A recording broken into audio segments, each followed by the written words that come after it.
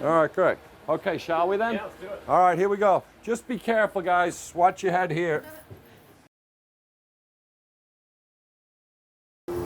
Hey!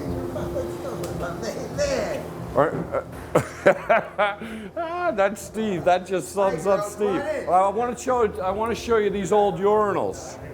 Could you imagine who has taken a piss at these urinals? No, Steve. Spare me. I'm thinking Gene Simmons for some reason. It wouldn't surprise me.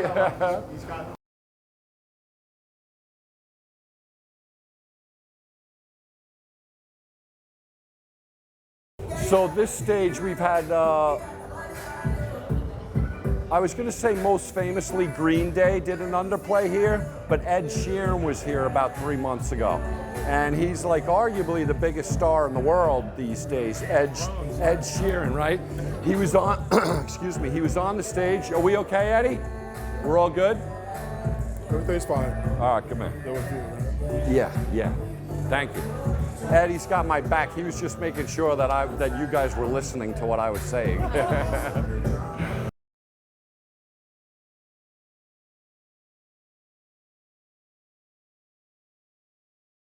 Green Day, Mumford & Sons, Florence and the Machine, The Bravery, Imogen Heap, and others have played this stage. So, you know, again, the sound is top notch. More urinals. There we go. This will be the urinals. Yeah. The bathrooms in Webster Hall are even a party on a Saturday night. It's happening in here, you know? And the smoking section outside, too.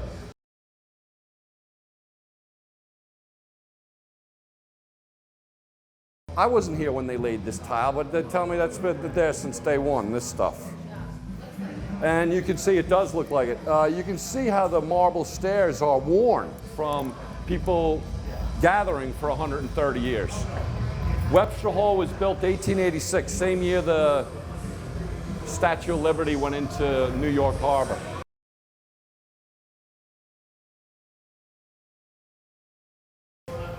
Bang.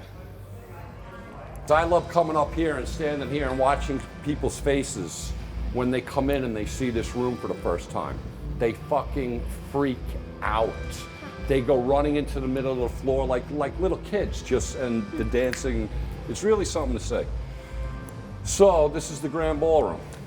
The building has been a place of public assembly since its inception. So while most people think, understandably, of Webster Hall as a music venue, when Webster Hall opened, what it really was the center for culture for the East Village, yes, which encompassed music, but much more than music. Yes. Right, to give a few concrete examples. Yes, please. Margaret Sanger, Yep. An important figure in the history of women's right to vote, Yeah. had meetings here going back The suffragette 100 years. Yeah, the suffragette movement. And the Dadaist art movement, Yes, Marcel which came, Duchamp, right? Marcel Duchamp used to do his Dadaism here. Yes. And burlesque as moving from Europe to the United States. I mean, right we here. think of burlesque night here with, in the 1990s and 2000s, but in 1905, there were burlesque shows at Webster Hall. Oh yeah, big time. During Prohibition is when Capone used to have his lavish and illegal bacchanals here. All, I guess everybody was on the take, so you just paid off the politicians and the coppers and away you went. But yeah, Capone owned the building in those days, in the days of Prohibition.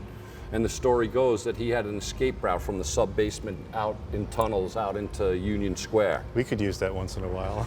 Skipping forward, Webster Hall also kind of burned down a few times. Yeah.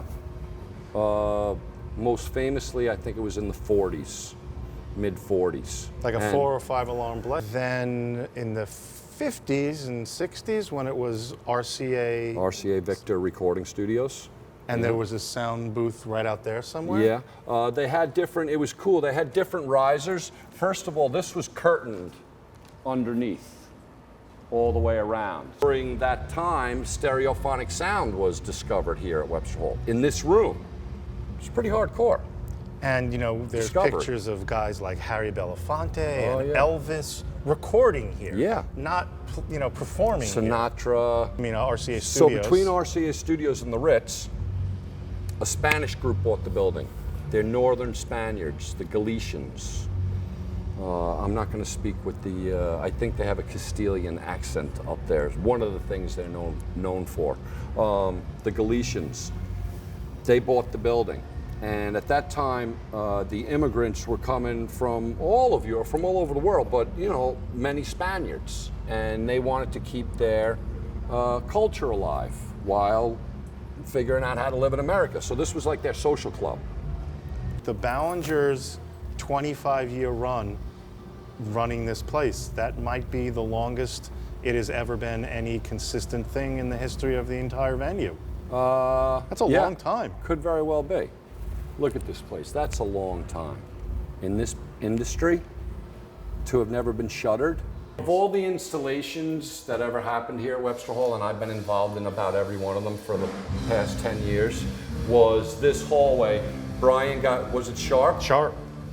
Brian got Sharp to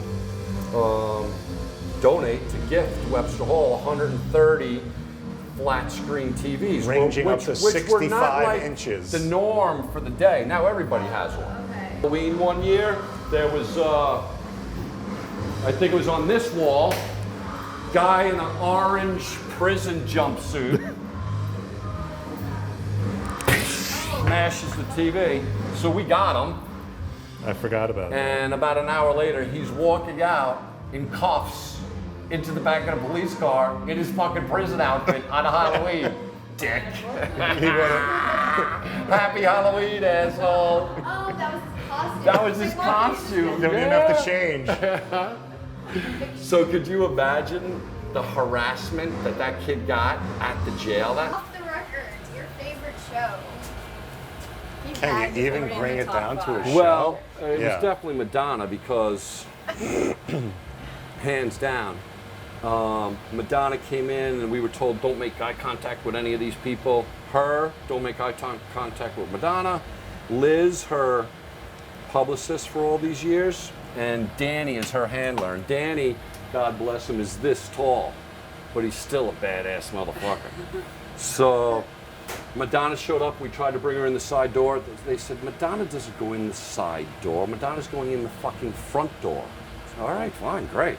She gets out of her limo and she has like a fur coat on and a negligee, and she opens up and shows everybody how fucking hot she is. And she came in and I'm like, they knew they were following me. We get upstairs, we get to the door upstairs, and I go like this to present her to her dressing room.